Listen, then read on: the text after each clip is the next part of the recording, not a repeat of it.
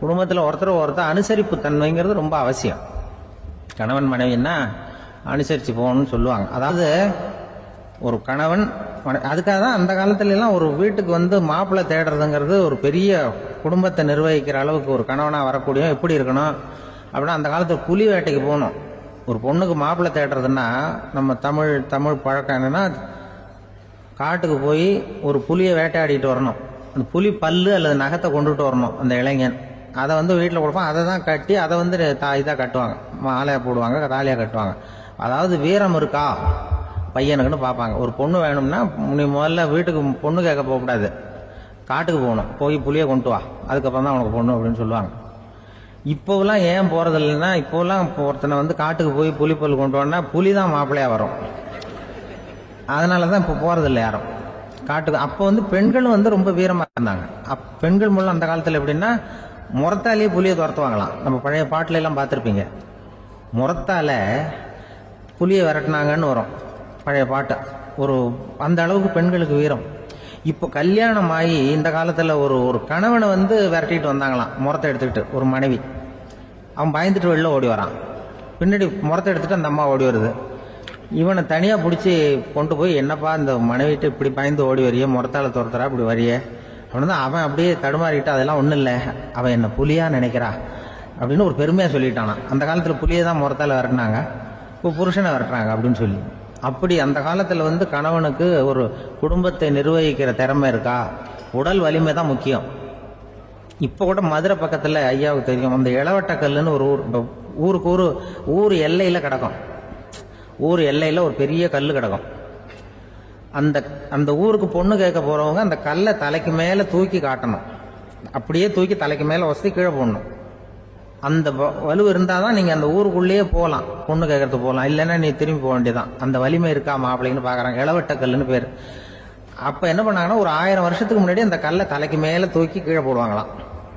ஒரு 500 வருஷத்துக்கு முன்னாடி அப்படி கொஞ்சம் தூரம் இடுப்பு அளவுக்கு தூக்கி கீழே போட்டுக்கிட்டு இருந்திருக்கிறாங்க. அதுக்கப்புறம் ஒரு 100 வருஷத்துக்கு முன்னாடியெல்லாம் அப்படி முழங்கால அளவுக்கு அப்படி தூக்கி போட்டால் போகிறோம்னு வச்சுருந்தாங்களாம். இப்போ நான் அந்த ஊருக்கு என் கூட பழனிசாமின்னு ஒருத்தர் இருக்கார். அவர் போய், உனக்கு எப்படிப்பா இந்த ஊரில் கல்யாணம் ஆச்சு அப்படின்னா, இப்போலாம் நாங்கள் தொட்டு கும்பிட்டா போகிறோம், அதை அசைக்கிறது கூட இல்லை. அப்படி ஆகிட்டுது. ஒரு குடும்பத்தை கணவனாக வரப்போகிறவனுக்கான தகுதி அந்த காலத்தில் அப்படி இருந்துதான். அப்படி வந்து கணவன் வந்து தேர்ந்தெடுக்கிறது, குடும்ப தலைவனை தேர்ந்தெடுக்கிறது ஒரு பெரிய காரியம். ஒரு பெரிய செல்வந்தர் போட்டி வச்சாராம், ஒரு நீச்சல் குளம், அதில் யார் வேணாலும் குதிச்சு அந்த பக்கம் போய் கரையேறலாம். அந்த நீச்சல் குளத்தில் விஷப்பாம்புலாம் கிடக்கு. யார் துணிஞ்சி அந்த விஷப்பாம்பு இருக்கிற குளத்தில் குதிச்சு அந்த பக்கம் போய் கரையேறானோ அவனுக்கு ஒரு 100 ஏக்கர் நிலம் கொடுப்பேன், அது வேண்டான்னா ஒரு 1000 ஆடு கொடுப்பேன், அதுவும் வேண்டான்னா என் பொண்ணை கொடுப்பேன் அப்படின்னு போட்டி வச்சார். அதான் மாப்பிள்ளையை தேர்ந்தெடுக்கிறதுக்கு அவர் ஒரு வழி, நீச்சல் குளத்தில் குதிச்சு கரையேறணும். இப்போ அந்த ஊரில் இருக்கிற இளைஞர்கள்லாம் வந்து பார்க்குறாங்க அந்த குளத்தில் குதிக்கணும்னு. ஆனால் குளத்தில் வெறும் விஷப்பாம்புலாம் கிடக்கு. இது என்ன பண்ணுறதுன்னு பார்த்தா யாருமே குதிக்கிறதுக்கு தைரியம் வரல. திடீர்னு ஒருத்தன் துணிஞ்சு குதிச்சான், படபடன்னு அடிச்சுட்டு போய் அந்த பக்கம் கரையேறிட்டான். கரையேறின உடனே பரவாயில்லையே ஒரு ஆள் வந்துட்டான்னு சொல்லி அவனை அந்த இளைஞனை போய் பிடிச்சிட்டு வந்தாங்க. அந்த பெரியவர் கேட்டார், ஏப்பா இவ்வளவு பெரிய விஷப்பாம்பெல்லாம் கிடக்கிற நீச்சல் குளத்தில் நீ துணிஞ்சு குதிச்சு கரையேறி இருக்கிற, உனக்கு என்ன 1000 ஏக்கர் நிலம் கொடுத்துருவா, 100 ஏக்கர் நிலம் கொடுக்கவா சொல்கிறபடி அப்படின்னா, வேண்டாம் சார்ன்றான். ஓஹோ அப்படின்னா ஒரு 1000 ஆடு வேணுமா உனக்கு அப்படின்னா, அதுவும் வேண்டாம் சார். ஓ அப்படின்னா என் பொண்ணு வேணுமா அப்படின்னா, அதுவும் வேண்டாம் சாருங்கிறான். அப்புறம் எதுக்கடா குதிச்சு என்ன உனக்கு என்ன தான் வேணும் அப்படின்னு கேட்டிருக்காரு. என்னை எவன் பிடிச்சி தள்ளி விட்டவன்னு தெரியணும் அப்படின்றான். அதுக்காக அவன் பார்த்துருக்கான். அப்படி இருந்தால் தான் துணிச்சல் வரும் இந்த காலத்தில். எதுக்கு இவ்வளவு சங்கடம்லாம் வச்சாங்கன்னா, ஒரு குடும்பத்துக்கு தலைவராக வர வேண்டிய ஒரு ஆள், கணவனாக இருக்க வேண்டியவனுக்கு துணிச்சல் இருக்கா, தைரியம் இருக்கா அப்படிங்கிறது பார்க்கறதுக்காக இப்படிப்பட்ட தேர்வு முறைகள்லாம் வச்சுருந்தாங்க அந்த காலத்துலலாம். இப்போலாம் கல்யாணம் பண்ணுறது ஆளுக்கு நேரில் பார்க்காமலே கூட கல்யாணம் நடக்குது இன்டர்நெட்டில். இப்போ சர்டிஃபிகேட் கேட்குறாங்க, நோய் நொடி இல்லாமல் இருக்காரா பார், காட்டுக்கெல்லாம் போக வேண்டாம், நேராக ஆஸ்பத்திரிக்கு போய் ஒரு சர்டிஃபிகேட் வாங்கிட்டு வா, உனக்கு ஒன்றும் வியாதி இல்லைன்னு ப்ரூவ் பண்ணு, அதுக்கப்புறம் பார்த்துக்கலாம், மற்றதை பேசுவோம் அப்படின்னு சொல்லி அப்படி இருக்குது நிலைமை. அதனால் குடும்பத்தில் வந்து அந்த கணவனாக இருக்கிற வேண்டியவனுக்கு பொறுப்பு அதிகம். ஏன்னா எல்லாத்தையும் அனுசரித்து போக வேண்டியதாக வந்தான். ஒரு பெரிய கிராமம். அந்த கிராமத்துல ஒரு பண்ணையார் வீடு. அதுதான் அந்த கிராமத்திலேயே பெரிய வீடு. ஒரு நாள் ஒரு திருடன் அந்த கிராமத்துக்கு வந்தான். சுத்தி பார்த்தான். அந்த பண்ணையார் வீடு கண்ணுல பட்டுது. இன்னைக்கு ராத்திரி இந்த வீட்டுல தான் நம்ம தொழில் ஆரம்பிக்கணும் அப்படின்னு சொல்லி அவன் முடிவு பண்ணிக்கிட்டான். ஏன்னா அதுதான் அந்த கிராமத்திலே கொஞ்சம் பெரிய வீடு. அங்கதான் அவன் எதிர்பார்க்கறது ஏதாவது கிடைக்கும் அப்படிங்கறது அவனுடைய முடிவு. நடு ராத்திரி அவன் மெதுவா சோரேறி குதிச்சு அந்த பெரிய வீட்டுக்குள்ள புகுந்தான். அங்க போய் பார்த்தா முக்கியமான இடங்கள்ல எல்லாம் காவலுக்கு ஆள் நின்றுட்டு இருக்கிறாங்க ராத்திரி நேரத்துல. சரி, இந்த வீட்டுல நம்மால திருட முடியாது அப்படின்னு முடிவு பண்ணிட்டு மெதுவா வந்த வழியிலேயே திரும்பி வந்தான். அந்த சமயத்துல காலில் ஏதோ தட்டுப்பட்டது. என்னது அப்படின்னு சொல்லி குனிஞ்சு பார்த்தா அங்க ஒரு பெரிய வெங்காய மூட்டை அடுக்கி வச்சிருக்கிறாங்க. சரி, வந்ததுக்கு வெறுங்கையோட திரும்ப வேண்டாமே அப்படின்னு சொல்லி கையில இருந்த ஒரு பெரிய பை நிறைய அதை அள்ளி போட்டுக்கிட்டான். வெங்காயத்தை போட்டுக்கிட்டு புறப்படுற சமயத்துல கப்புன்னு கழுத்துல ஒரு கை வந்து விழுந்தது. ஆள் மாட்டிக்கிட்டான். அதாவது காவலாளிகள் அவனை புடிச்சு வச்சுக்கிட்டாங்க. மறுநாள் காலையில அந்த திருடனை பண்ணையார் முன்னாடி கொண்டுட்டு போய் நிறுத்தினாங்க. ஐயா, இந்த ஆளு ராத்திரி நம்ம வீட்டுல திருடுறதுக்காக வந்தான். வெங்காயத்தை அள்ளிட்டு புறப்படுறப்ப மாட்டிக்கிட்டான் அப்படின்னாங்க. அவரு பார்த்தாரு. என்னப்பா இவங்க சொல்றது உண்மைதானான்னு கேட்டார். ஆமான்னு ஒத்துக்கிட்டான் அந்த ஆளு. பண்ணையார் அதுக்கப்புறம் கொஞ்சம் யோசனை பண்ணார். அப்புறமா தீர்ப்பு வழங்கினார். இத பாருப்பா, நீ இங்க திருட வந்தது குற்றம். அதுக்காக நீ 100 ரூபாய் அபராதம் செலுத்தணும், அல்லது 100 கசையடிகள் வாங்கணும். அதுவும் இல்லைன்னா நீயே திருடுன அவ்வளவு வெங்காயத்தையும் பச்சையா என் கண் முன்னாடியே சாப்பிட்டுணும். இதுல எந்த தண்டனைய ஏத்துக்கிறது அப்படிங்கறத பத்தி நீயே யோசனை பண்ணி முடிவு எடுத்துக்கலாம் அப்படின்னு சொல்லிவிட்டார். அதாவது இவனே முடிவு பண்ணிக்க வேண்டியது. 100 ரூபா பணம் கட்டுறியா, இல்லது சாட்டை அடி வாங்குறியா, அல்லது வெங்காயத்தை சாப்பிடுறியா, இதுதான் அவர் கொடுத்தது. நீயே முடிவு பண்ணி சொல்லுன்னு விட்டார். திருடன் கொஞ்ச நேரம் யோசனை பண்ணி பார்த்தான். அவனுக்கு இருக்கிறதுலயே ரொம்ப சுலபமா தெரிஞ்சது இந்த வெங்காயத்தையே சாப்பிட்டுறேன்ட்டான். ஐயா, நான் இந்த வெங்காயத்தையே சாப்பிட்டுறேன், அதுதான் எனக்கு கொஞ்சம் சுலபமா தெரியுதுன்னா சரின்னு விட்டார் பண்ணையார். அப்படியே எல்லாத்தையும் கொண்டு வந்து கொட்டினாங்க. ஒவ்வொன்னா எடுத்து சாப்பிட ஆரம்பிச்சான். கொஞ்ச நேரம் சுவாரஸ்யமா சாப்பிட்டான். அதுக்கப்புறம் வாய் எரிய ஆரம்பிச்சுட்டுது. கண்ணு ரெண்டும் செவந்து போச்சு. கண்ணுல இருந்து தார தாரையா கண்ணீர் வழிய ஆரம்பிச்சுட்டுது. ஒரே எரிச்சல். அவனால தாக்கு பிடிக்க முடியல. வெங்காயம் பாதி கூட தீரல. பார்த்தான், சரி இது நமக்கு சரிப்பட்டு வராது அப்படின்னு முடிவு பண்ணிட்டான். ஐயா, என்னை மன்னிச்சுக்கங்க, இது என்னால முடியாது போல இருக்கு, பேசாம எனக்கு 100 சாட்டை அடியே கொடுத்துருங்க அப்படின்னா. அவரும் சரின்னார். சாட்டை அடி விழ ஆரம்பிச்சது. அதுவும் ஆரம்பத்துல ஒரு மாதிரியா இருந்தது. ஒரு 60 அடிகள் விழுற வரைக்கும் தாங்கினான். அதுக்கு மேல அவனால முடியல, தாக்கு பிடிக்க முடியல. ஐயா, என்னை மன்னிச்சுக்கோங்க அப்படின்னு மறுபடியும் பண்ணையார் காலில் விழுந்தான். ஐயா, இதுவும் எனக்கு சரிப்பட்டு வராது போல இருக்கு, பேசாம 100 ரூபா அபராதமே கட்டி போடுறேன் அப்படின்னா. அதே மாதிரி பணத்தை எடுத்து கொடுத்துட்டு அவன் பாட்டுக்கு போனான். இப்படி ஒரு கதை உண்டு. இந்த கதைய உலக புகழ்பெற்ற மனோதத்துவ மேதை எம் ஸ்காட் பெக் ஒரு உதாரணமா எடுத்து சொல்றார். எதுக்காக அவர் எடுத்து சொல்றாருன்னா, இந்த முடிவெடுக்கும் திறன் அப்படிங்கறத விளக்கறதுக்காக. வாழ்க்கையில முடிவெடுக்கிற திறன் நம்ம ஒவ்வொருத்தருக்கும் ரொம்ப அவசியம். எந்த சந்தர்ப்பத்துல எப்படி முடிவெடுக்கிறோம் அப்படிங்கறத வச்சுதான் நம்ம வாழ்க்கை அமையும். எவ்வளவுதான் பணம் இருந்தாலும் சரி, எவ்வளவுதான் படிச்சிருந்தாலும் சரி, இந்த முடிவெடுக்கிற திறன் சரியா இல்லைன்னா வாழ்க்கையில பல சறுக்கல்களை சந்திக்க வேண்டியிருக்கும். நாம முடிவுகள் எடுத்தா அந்த முடிவுகளால ஏற்படக்கூடிய விளைவுகளுக்கு நாம பொறுப்பு ஏற்க வேண்டி இருக்குமே அப்படிங்கிற பயத்தினால முடிவெடுக்கிற அதிகாரத்தை பல சமயங்கள்ல நாம மற்றவங்களுக்கு தாரவாத்து கொடுத்துடுறோம். நாமே முடிவெடுக்கக்கூடிய திறமையை வளர்த்துக்கிறது தான் ரொம்ப முக்கியம். ஒருத்தர் சொன்னார், சார், சின்ன சின்ன பிரச்சனைகள்ல எல்லாம் எங்க வீட்டுல என் மனைவி முடிவு எடுக்க விட்டுருவேன், பெரிய பிரச்சனைகள்ல எல்லாம் நான் தான் முடிவெடுப்பேன் அப்படின்னார். பரவாயில்லையே அப்படின்னு சொல்லி, சின்ன சின்ன பிரச்சனைகள்னா எதுங்க அப்படின்னு கேட்டேன். ஒன்றும் இல்லை, இந்த வீட்டு வருமானத்தை பெருக்கிறது எப்படி, வீட்டு செலவை சரி கட்டுறது எப்படி, வீட்டு செலவுக்கு வாங்கியிருக்கிற கடனை அடைக்கிறது எப்படி, இதெல்லாம் சின்ன சின்ன பிரச்சனைகள். என் மனைவி கிட்ட முடிவு எடுக்கிற விஷயத்த விட்டுருவேன்னார். பெரிய பிரச்சனை தான் நான் எடுத்துக்குவேன்னார். அப்படின்னா பெரிய பிரச்சனைன்னா எது சார் அப்படின்னு கேட்டேன். அது என்னன்னா, இந்த உலக பொருளாதாரத்தை மேம்படுத்துறது எப்படி, 21ஆம் நூற்றாண்டுல என்னென்ன சவால்களை சந்திக்க வேண்டியிருக்கும் உலகம், இதெல்லாம் நான் பாத்துக்குவேன் அப்படின்னார். பாருங்க, இது பிரச்சனைகள்ல இருந்து தப்பிக்கிற வழி. அதனால வாழ்க்கையில பிரச்சனைகளை சந்திக்கிறதுக்கு தயங்கப்படாது. அதே மாதிரி சரியான நேரத்துல சரியான முடிவு எடுக்கிறதுக்கு நாம கத்துக்கணும். அது ரொம்ப முக்கியம். ஒரு 600 வருஷத்துக்கு முன்னாடி மனுஷனுக்கு எவ்வளவு நெருக்கடி இருந்ததோ அது போல 40 பங்கு இப்ப அதிகமாயிட்டு தான் கண்டுபிடிச்சு சொல்லியிருக்கிறாங்க. அவ்வளவு நெருக்கடிக்கு மத்தியில நாம வாழ்ந்துகிட்டு இருக்கிறோம். ஒரு 600 வருஷத்துக்கு முன்னாடி என் தலையில 1 கிலோ வச்சுக்கிட்டு நின்னேன்னு வைங்க, இப்ப 40 கிலோ வச்சுக்கிட்டு நிக்கிறேன். அப்படி ஒவ்வொரு மனுஷனுக்கும் வாழ்க்கையில நெருக்கடி அதிகமா போச்சு. இந்த நெருக்கடியில முன்னாடிலாம் யாரோ ஒருத்தர் தான் தியானம் பண்ணுவாங்க. தியானம்னா ஒருத்தர் 2 பேர் காட்டுக்கு போய் தியானம் பண்ணிட்டு இருப்பாங்க 600 வருஷத்துக்கு முன்னாடி. இப்ப வீட்டுக்கு வீடு தியானம் நடக்குது. ஏன்னா அந்த அளவுக்கு வாழ்க்கையில ஒரு நிம்மதி வேணும் அப்படின்னு சொல்லி பண்ணிட்டாங்க. அதுக்குதான் இயற்கை கொடுத்துருக்கிற ஒரு இயற்கையான வைத்தியம் தான் சிரிப்புங்கிறது. இதை பத்தி பெரியவங்க எல்லாம் இப்ப ஆராய்ச்சி பண்ணிட்டு இருக்கிறாங்க. சிரிப்புங்கிறது நாம பிறந்து ஒரு 6 மாசத்துல தான் முதல் தடவையா விவரமா சிரிக்க ஆரம்பிக்கிறோமா.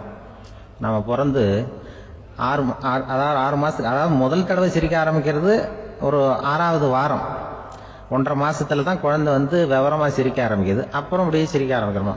அதெல்லாம் இப்ப கணக்கு எடுத்துருக்குறாங்க. ஒரு குழந்தை ஒரு நாளைக்கு 200 தடவை சிரிக்குதான் ஒரு குழந்தை. பெரியவங்க எல்லாம் 15 தடவை சிரிக்கிறாங்களாம். 200 தடவை சிரிச்சுக்கிட்டு இருந்த நாம அப்படியே குறைஞ்சு 15 ஆயிட்டு. அதனாலதான் இருதய நோயெல்லாம் வருது, ஹார்ட் அட்டாக் எல்லாம் வருதுன்னு கண்டுபிடிச்சிருக்கிறாங்க.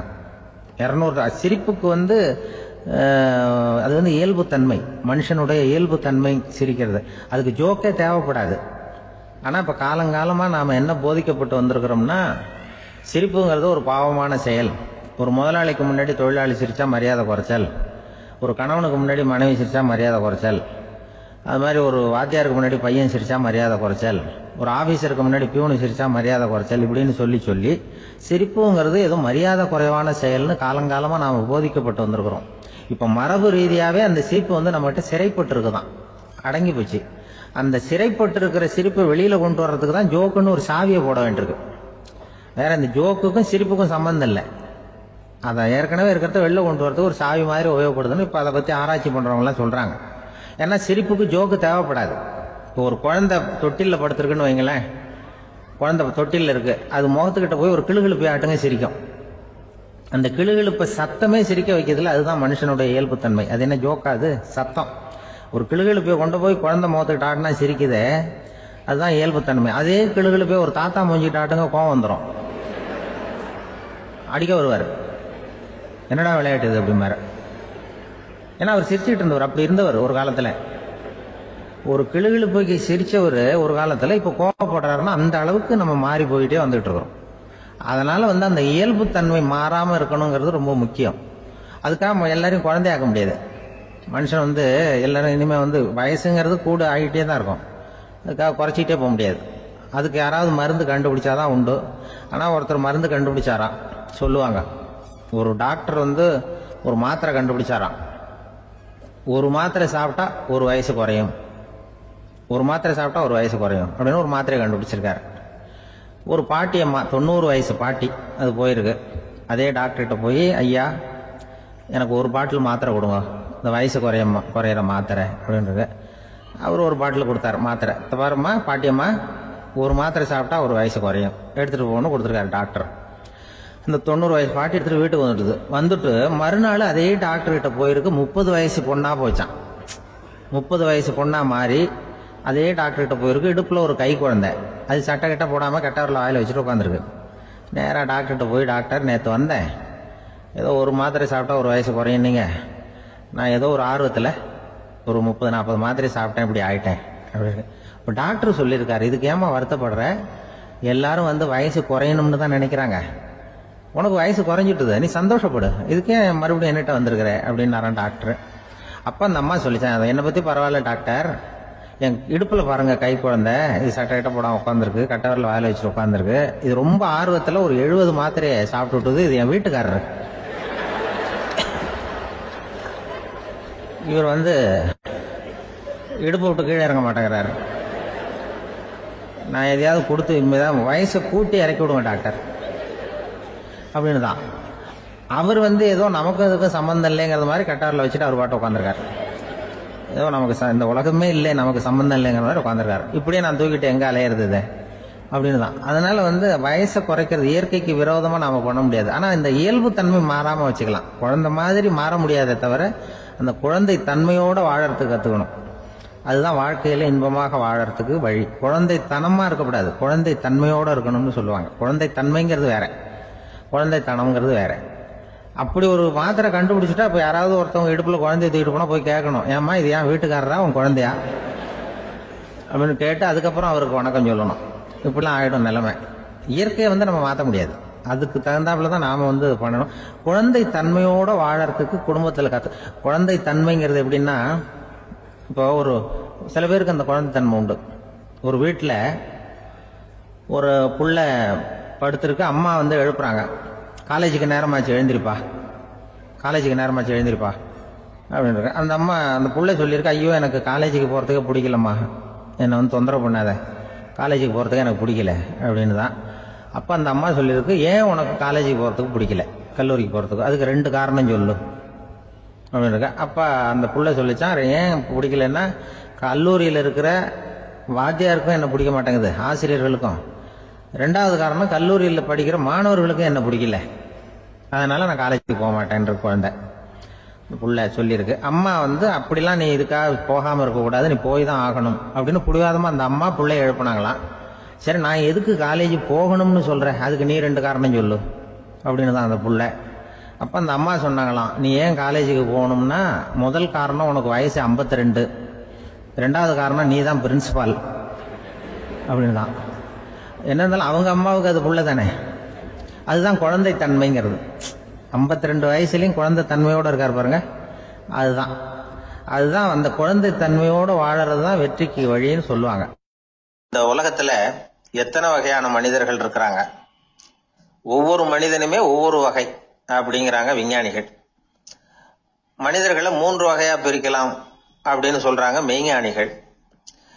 இவங்களை பத்திலாம் ஏற்கனவே நாம பேசியிருக்கிறோம். இப்ப டாக்டர் எட்வர்டு பேட்ச் அப்படிங்கிற நிபுணர் என்ன சொல்றாரு தெரியுமா? மனிதர்களை 7 வகையா பிரிக்கலாம்ங்கிறார். மனிதர்களின் மனநிலை அடிப்படையில அவங்களை 7 விதமா வகைப்படுத்துறார் அவர். சரி, அது என்ன 7 வகை? முதல் வகை என்னன்னா, பயந்த குணம் உள்ளவங்க. சார் ரொம்ப பயந்த சுபாவம், வீட்டில் கூட வாயே திறக்க மாட்டார், சாப்பிட போறப்ப மட்டும்தான் கொஞ்சம் வாயை திறப்பார், அப்புறம் மூடிக்குவார் அப்படின்னு சில பேரை பத்தி நாம பேசிக்கிறது உண்டு. இவங்கெல்லாம் இந்த வகை, அதாவது பயந்த குணம் உள்ளவர்கள் அப்படிங்கிற முதல் வகை. சரி, 2வது வகை என்னன்னா, சஞ்சலப்படுகிறவர்கள், எதுக்கு எடுத்தாலும் கலக்கம், குழப்பம், இப்படியே காலம் தள்ளிட்டு இருப்பாங்க. பல பேர் பார்த்திருப்பீங்க. அவங்கெல்லாம் இந்த வகை. 3வது வகை என்னன்னா, யதார்த்த உலகை மறந்து கற்பனை உலகத்திலேயே மிதக்கிறவங்க. இளைஞர்கள், கவிஞர்கள், இப்படி பல பேர் இருக்கிறாங்க. எப்ப பார்த்தாலும் கற்பனை உலகத்திலேயே மிதந்துகிட்டு இருப்பாங்க. கிட்டத்துல போய் என்னங்க ஒரு மாதிரியா இருக்கிறீங்க அப்படின்னு கேட்டு பாருங்க, அவங்களெல்லாம் ஏதோ ஒரு அற்ப புழுவை பாக்குறது மாதிரி அவங்கள பார்ப்பாங்க. அதுவும் அந்த வானத்து நிலாவை பாருங்கள், அது என்னை வா வான்னு கூப்பிடுது, எனக்கு சீக்கிரத்துல ஒரு நாள் சிறகுகள் முளைக்கும், சிறகடித்து வானத்துல பறந்து போவேன், அந்த செல்ல நிலாவை கொஞ்சிவிட்டு வருவேன், இப்படி எல்லாம் பேசிட்டு இருப்பாங்க. கொஞ்சிறது அப்புறம் இருக்கட்டும், இப்ப கஞ்சிக்கு வழியே பாருப்பா அப்படின்னா அதை காதுல வாங்க மாட்டாங்க. நாம ஏதோ இந்த உலகத்தை அனுபவிக்க தெரியாதவர்கள் மாதிரி நம்மளை அவங்க கவனிப்பாங்க. இப்படி ஒரு ரகம். 4வது வகை மனிதர்கள் எப்படின்னா, இவங்க தனிமை உணர்வு மிக்கவர்கள். இவங்க மற்றவங்களோட இயல்பா நெருங்கி பழகிறது இல்ல, தான் உண்டு தன்னுடைய வேலை உண்டுன்னு இருந்துட்டு போறவங்க. அடுத்த வீட்டுல இருக்கிறவர் யார் அப்படின்னு கேட்டா கூட அடுத்த வீடுன்னு ஒண்ணு இருக்கா அப்படிங்கறது மாதிரி நம்ம முகத்தை பார்ப்பாங்க. அவங்க கிட்ட மேற்கொண்டு நாம என்னத்தை பேச முடியும்? இப்படி ஒரு வகை. 5வது வகை மனிதர்கள் எப்படின்னா, இவங்க மற்றவங்க செல்வாக்குக்கு உட்பட மறுப்பவர்கள். அடுத்தவங்களோட செல்வாக்குக்கு இவங்க ஆட்படுறதில்ல. நான் யார் தெரியுமான்னு கேட்டா அதை தெரிஞ்சுட்டு எனக்கு என்ன ஆக போதும்பாங்க. இவங்கெல்லாம் அந்த ரகம். 6வது வகை மனிதர்கள் எப்பவும் எதுலையும் பற்று இல்லாம இருக்கிறவங்க. இது ஒரு துறவு மனப்பான்மை. இயல்பாவே சில பேர் இப்படி உண்டு, அவங்களுக்கு எதுலயும் ஒரு ஈடுபாடு இருக்காது. அப்படிப்பட்டவங்க எல்லாம் 6வது வகை. 7வது வகை மனிதர்கள் மற்றவங்க கவலையை தன்னுடையதா ஆக்கிக்கிட்டு கவலைப்படுறவங்க. இவங்கெல்லாம் மகாத்மாக்கள். தாம் வேறு அடுத்தவங்க வேறு அப்படிங்கிற எண்ணம் இவங்களுக்கு வர்றதில்ல. அதனால அடுத்தவங்களுக்கு ஒரு துன்பம் வந்ததுன்னா இவங்களால சும்மா இருக்க முடியறதில்ல. ஆக கூடி இப்படி 7 விதமான மனிதர்களை அடையாளம் காட்டுறார் அந்த நிபுணர். இதுல நாம எந்த வகையில வர்றோம் அப்படிங்கறத நாம தான் அடையாளம் கண்டுபிடிக்கணும். எனக்கு தெரிஞ்ச ஒரு மனிதர் உண்டு. அவர் ஒரு வித்தியாசமான வகை. எதையும் நடைமுறை சாத்தியமா சிந்திக்கிறவர். எப்பவும் அடுத்தவங்களும் நல்லா இருக்கணும், நாமும் நல்லா இருக்கணும் அப்படின்னு ஆசைப்படுறவர். அவருக்கு ஒரு சமயம் திடீர்னு உடம்பு சுகம் இல்லாம போயிட்டுது. டாக்டர் கிட்ட போனார், பணம் கொடுத்தார், வைத்தியம் பார்த்துக்கிட்டார். அவர் எழுதி கொடுத்த மருந்து சீட்டை வாங்கினார். ஒரு மருந்து கடைக்கு போனார், பணம் கொடுத்தார், மருந்து வாங்கினார். அதை எடுத்துட்டு வீட்டுக்கு வந்தார். அதுக்கப்புறம் அந்த மருந்து அவர் சாப்பிடணும்ல, சாப்பிடவே இல்லை, அப்படியே சும்மா வச்சுட்டார். அவரை பார்த்து கேட்டேன், ஏன் சார் இப்படி பண்றீங்க, வீண் செலவு தானே இது, நீங்க ஏன் டாக்டர் கிட்ட போய் பணம் செலவு பண்ணுனீங்கன்னு கேட்டேன். அவர் சொன்னாரு, டாக்டர் வாழணும் இல்லையா, அதனாலதான் அப்படின்னார். சரி, அப்புறம் ஏன் மருந்து வாங்கினீங்க அப்படின்னு கேட்டேன். மருந்து கடைக்காரர் வாழணும் இல்லையா, அதனாலதான் அப்படின்னார். சரி, அப்புறம் ஏன் வாங்கின மருந்து சாப்பிடாம வச்சுட்டீங்க அப்படின்னதுக்கு, நான் வாழணும் இல்லையா அதனாலதான் அப்படின்னார். இவர் வாழ்க்கையை புரிஞ்சுக்கிட்டவர். இப்படி வாழ்க்கையை புரிந்து கொண்டு வாழ தெரிஞ்சுக்கணும். எந்த வகை மனிதர் நாம் அப்படிங்கறத புரிஞ்சுக்கிட்டு வாழ்ந்தோம்னா வாழ்க்கையில வெற்றி நிச்சயம். மனித நேயம்ங்கிறத பத்தி சொல்லுவாங்க. மனித நேயம் ஏன்னா ஒரு கணவன் கணவனா இருக்கணும், மனைவி மனைவியா இருக்கணும். ஒரு மனுஷன் இன்னைக்கு மனிதனாக இல்லை. மனித நேயம் குறைஞ்சு போச்சு. இது குடும்ப உறவுகள்லாம் ரொம்ப மாறி போச்சுன்னு சொல்ல. இப்ப நாகரிகத்துல அப்படிதான் இருக்குது. ஒரு இதுல ஒருத்தன் என்ன பண்ணிருக்கான், ஒரு சின்ன பையனை கொண்டு வந்தானா. ஒரு சின்ன பையன் பக்கத்துல இருக்கான். ஒரு பெரியவர் கேட்டிருக்காரு, யாருப்பா அந்த பையன் அப்படின்னு கேட்டிருக்காரு. இவன் சொன்னானா, இந்த பையன் எனக்கு தூரத்து உறவுன்னு இருக்கான். சரி, தூரத்து உறவுன்னா எப்படி அப்படின்னு கேட்டிருக்கான். இந்த பையன் எங்க அப்பாவுக்கு 8வது புள்ள அப்படின்னு கூட பிறந்தவனே அவ்வளவு தூரமா போயிட்டான், 8வதா பிறந்தான். அப்படி இருக்கு குடும்ப உறவுகள்ங்கிறது. மனுஷனுக்கு வேல்யூ விஞ்ஞானம் எப்படி போட்டிருக்குன்னா, ஒரு மனித உடம்புல இருக்கிற கால்சியத்தை மட்டும் தனியா எடுத்தா ஒரு சின்ன ரூமுக்கு வெள்ளை அடிக்கலாமா. ஒரு மனுஷ உடம்புல இருக்கிற பாஸ்பரஸை மட்டும் தனியா எடுத்தா ஒரு 40 நெருப்பு வச்சு தயார் பண்ணலாம். ஒரு மனுஷ உடம்புல இருக்கிற இந்த கொழுப்பு சத்தை மட்டும் தனியா எடுத்தா ஒரு 7 சோப்பு கட்டி தயார் பண்ணலாம். அது மாதிரி ஒரு மனுஷ உடம்புல இருக்கிற இரும்பு சத்தை மட்டும் தனியா எடுத்தா ஒரு 2 அங்குல ஆணி 2 செய்யலாம். இவ்வளவுக்கும் விலை போட்டா 42 ரூபா 50 காசு. இதுதான் மனுஷனுக்கு விஞ்ஞானம் போட்டிருக்கிற விலை.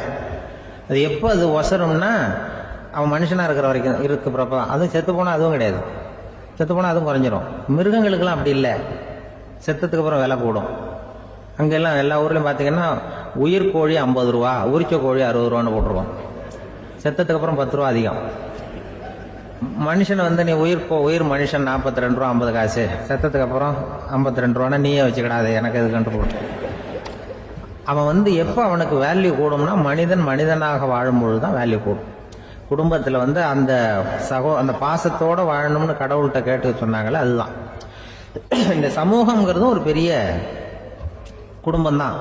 அதனாலதான் இந்த நாட்டுக்குள்ள பெருமையை எல்லாரும் ஒற்றுமையா இருந்தா எதையும் சாதிக்கலாம்ங்கிறது தான் இந்த நாட்டுக்குள்ள பெருமை. அப்படி நிரூபிச்சோம். அதனால சமூகம்ங்கிறதும் ஒரு குடும்பம் மாதிரி இருக்கிறது தான் பெருசு. இப்ப சில இதெல்லாம் ஜாதி மத வேறுபாடெல்லாம் நம்முடைய முன்னேற்றத்தை தடுக்கும். விலங்குகள் நம்மளோட மேலானது. அதான் ஒரு ஊர்ல ஒரு சிவன் கோயில் இருந்துதான். சிவன் கோயில்ல அந்த புறாவெல்லாம் வளர்ந்துகிட்டு இருந்திருக்கு. அந்த மாடத்துல, சிவன் கோயில் மாடத்துல புறாவெல்லாம் கூடி இருந்திருக்கு. உடனே அதுக்கு கும்பாபிஷேகம் பண்றதுக்காக ஊர்ல திட்டம் போட்டாங்க. சிவன் கோயிலுக்கு வெள்ளடிக்க ஆரம்பிச்சாங்க. வர்ணம் பூச ஆரம்பிச்சதும் அதுக்கு சாரம் கட்டுவாங்கல்ல, இந்த குச்சியெல்லாம் வச்சு சாரம் கட்டுவாங்க. உடனே இந்த புறாவெல்லாம் என்ன பண்ணிச்சான், இனிமே நம்ம இங்க வெள்ளை அடிக்கிறாங்க, கும்பாபிஷேகம் வருது, நம்ம இங்க குடியிருக்க முடியாது, எதிர்த்தாப்புல எங்க போகலான்னு பார்த்துருக்கு. இந்த உயரம் கோபுரத்துல இருந்த புறாவெல்லாம் எதிர்த்தாப்புல ஒரு மாதா கோயில் இருந்திருக்கு, சர்ச்சு. அங்க சில மாடங்கள்ல புறாவெல்லாம் இருக்குது, சில மாடம் இருக்கு. உடனே நம்மளாம் அங்க போயிடும் கொஞ்சம் காலத்துக்குன்னு எல்லாம் புறப்பட்டு இந்த மாதா கோயிலுக்கு போயிடுது. அங்க போனா அங்க இருக்கிற புறாவோட சேர்ந்து இதுவும் குடியிருந்துட்டு இருக்கு. கொஞ்ச நாள் என்னாச்சு, அங்க கிறிஸ்துமஸ் வந்துட்டுது. கிறிஸ்துமஸ் வந்தது சரி, இங்கேயும் வெள்ளடிக்க ஆரம்பிக்கிறாங்க. நம்ம மறுபடியும் எங்கடா போறதுன்னு பார்த்தா அங்க இருக்கிற புறாவோட சேர்ந்து இதுவும் சேர்ந்து நேரா ஒரு பள்ளிவாசல் இருந்தது. எதுக்கு அங்க இருக்கிற மாடத்துல போய் அங்க குடியேறிட்டுது எல்லாம். அங்க போனா அங்க ரமலான் மாசம் வந்து ரம்ஜானுக்காக அதையும் புதுப்பிக்க ஆரம்பிச்சாங்க. இது என்ன பண்றதுன்னு சொல்லி இந்த 3 செட்டு போறாவும் சேர்ந்து என்ன பண்ணுச்சு, எங்க போலான்னு பார்த்தா மறுபடியும் அதுக்குள்ள இந்த சிவன் கோயில்ல கும்பாபிஷேகம் முடிஞ்சு போச்சான். முடிஞ்சிருக்கு, அங்க போடுவோம் எல்லாரும் சொல்லி எல்லா புறாவும் அந்த சிவன் கோயிலுக்கு வந்துடுது. அங்க போய் மாடத்துல குடியிருந்துட்டுது.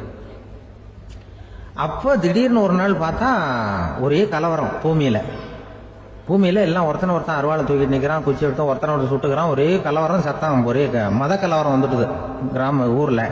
அப்போ புறாவெல்லாம் மாடத்துல இருந்துக்கிட்டு ஒரு குஞ்சு புறா அவங்க அம்மாட்ட கேட்டுதான், இது என்ன இந்த மனுஷனுக்கு என்ன ஆச்சு, இந்த மனுஷனுக்கு என்ன ஆச்சு, அவன் கத்தியை தூக்கிட்டு நிற்கிறானே அப்படின்னு கேட்டுதான். ஒரு குஞ்சு புறா அவங்க அம்மாட்ட கேட்டுதான். அம்மா புறா அம்மா அந்த புறா சொல்லிச்சான், மனுஷனுக்கு இப்போ மதம் பிடிச்சிருக்கு, அதான் கத்தியை தூக்கிட்டு நிற்கிறான் அப்படின்னு இருக்கு. இப்போ நமக்கெல்லாம் பிடிக்கலையே அப்படின்னு தான். அப்போ அந்த புறா சொல்லிச்சான், அந்த பாருமா, நாம் வந்து இந்த சிவன் கோயிலில் இருந்தாலும் நமக்கு புறான்னு தான் பேர், இந்த மாதா கோயிலுக்கு போனாலும் நமக்கு புறான்னு தான் பேர், பள்ளிவாசலுக்கு போனாலும் நமக்கு புறான்னு தான் பேர். அந்த மனுஷன் அப்படி இல்லை, அவன் இங்கே இருக்கிற வரைக்கும் இந்துன்னு சொல்லுவான், அங்கே மாதா கோயில் இருந்தான்னா கிறிஸ்தவன்னு சொல்லுவான், பள்ளிவாசலில் இருந்தான்னா முஸ்லீம்னு சொல்லுவான். அப்போ குஞ்சு புறா அது என்ன இப்படி பண்ணுறாங்க மனுஷங்க, இப்போ அவங்கள விட நம்ம வசதி போல் இருக்க, நம்ம தேவலாம் போல் இருக்க அப்படின்னு தான் அந்த குஞ்சு புறா. அப்போ அந்த தாய் புறா சொல்லிச்சான், உண்மைதான், அதனால தான் நம்ம மேலான இடத்துல இருக்கிறோம், அவன் கீழே நிற்கிறான் இன்னமும் அப்படின்னு சொல்லிச்சுதான். அந்த குடும்பம்ங்கிறது, சமுதாயம்ங்கிறது ஒரு பெரிய குடும்பம், அது இந்த புறாகிட்டேருந்து மனுஷன் கற்றுக்க வேண்டியிருக்கு. அப்படி இருக்குது இன்னைக்கு மனுஷனுடைய நிலைமை.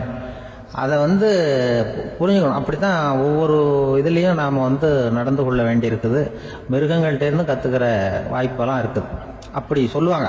ஒருத்தன் தன்னுடைய நண்பனை வழியில பார்த்தான், என்னப்பா லெட்டர் போட்டுனே கிடைச்சதா அப்படின்னா, ஓ கிடைச்சதேன்னா அவன். இவன் உடனே, ஏன்டா போய் சொல்ற, நான் உனக்கு லெட்டரே போடல, சும்மா தான் கேட்டேன், உடனே கிடைச்சிட்டுதுங்கிறிய அப்படின்னா. லெட்டர் போட்டேன்னு நீ போய் சொல்றப்போ அது கிடைச்சதுன்னு நான் போய் சொல்லக்கூடாதா அப்படின்னு அவன்.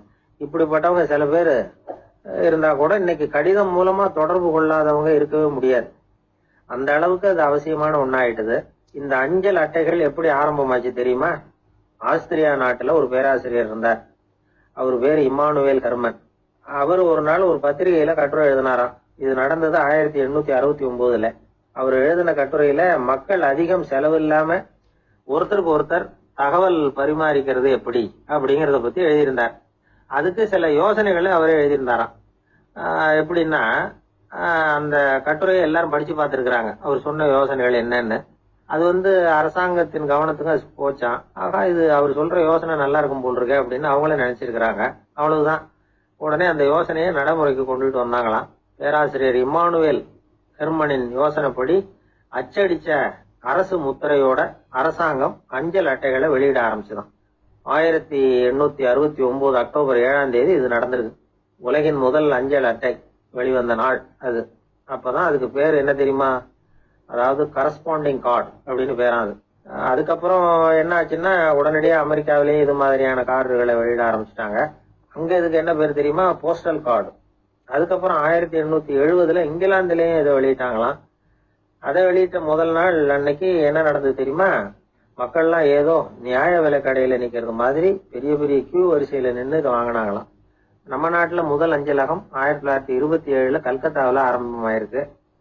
இன்னைக்கும் அஞ்சலகம் இல்லாத இடமே இல்லை. அந்த அளவுக்கு அஞ்சல் போக்குவரத்து அதிகமாயிருக்குது. அன்னைக்கு உள்நாட்டுல ஒருத்தருக்கு ஒருத்தர் தகவல் பரிமாற்றம் செய்து கொள்ள மலிவான ஒரு அஞ்சல் அட்டையை அரசாங்கம் வெளியிடலாம் அப்படின்னு பேராசிரியர் எழுதின கட்டுரை இன்னைக்கு எந்த அளவுக்கு ஆகியிருக்கு பாத்தீங்களா? ஒருத்தன் ஒரு தபால் பெட்டிக்கு பக்கத்துல தலைய வச்சுக்கிட்டு அவன் பாட்டுக்கு நின்றுட்டு இருந்திருக்கான். அங்க இருந்து இன்னொருத்தன் கேட்டிருக்கான், என்ன ஆச்சுன்னு. கொஞ்ச நேரத்துக்கு முன்னாடி இந்த தபால் பெட்டியில ஒரு கார்டு எழுதி போட்டேன், விவரம் எல்லாம் நல்லா தான் எழுதியிருக்கிறேன், ஆனா அட்ரஸ் எழுத மறந்துட்டேன் அப்படின்னு நானா. உடனே அவன், அதுக்காக கவலைப்படாத, நான் போட்ட கார்டுல அட்ரஸ் எல்லாம் பின்கோடு உள்பட கரெக்டா எழுதியிருக்கேன், ஆனா விவரம் எழுத மறந்துட்டேன் நானா. கவலைப்படாத, கொஞ்ச நேரத்துல தபால்காரர் வருவார், பெட்டியை திறந்ததும் நம்ம லெட்டர் கேட்டு வாங்கிக்கலாம்னா ஒருத்தன்.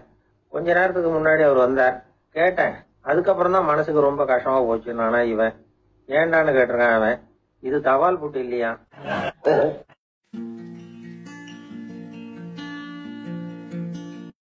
அளவுக்கு மிஞ்சினால் அமிர்தமும் நஞ்சு அப்படின்னு சொல்லுவாங்க.